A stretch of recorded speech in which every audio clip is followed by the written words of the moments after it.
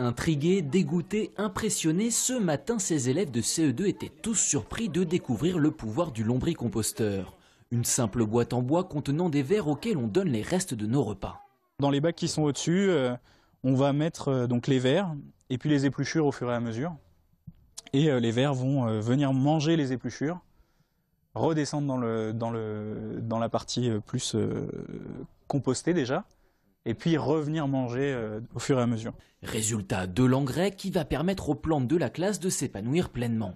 Attention, pour que cela marche, il faut compléter les déchets organiques avec du carton. Le carton, en fait, c'est que le compost, il a besoin, ou la terre en général, elle a besoin d'apport de carbone et d'apport d'azote. Dans les épluchures, en fait, il y a beaucoup d'azote et il y a très peu de carbone.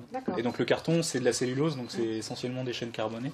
À l'origine de cette séance de sensibilisation, l'entreprise de restauration Elior, qui depuis une quinzaine d'années a décidé de se mettre au vert, notamment via des filières d'approvisionnement locales. Une chance pour les intervenants, ces élèves étaient déjà bien sensibilisés aux problématiques environnementales. Nous déjà dans la classe, on avait déjà des élevages d'insectes, donc on a travaillé sur le monde animal et on a travaillé sur les chaînes alimentaires. On a eu des phasmes, on a eu des fourmis, des grillons et des vers de farine.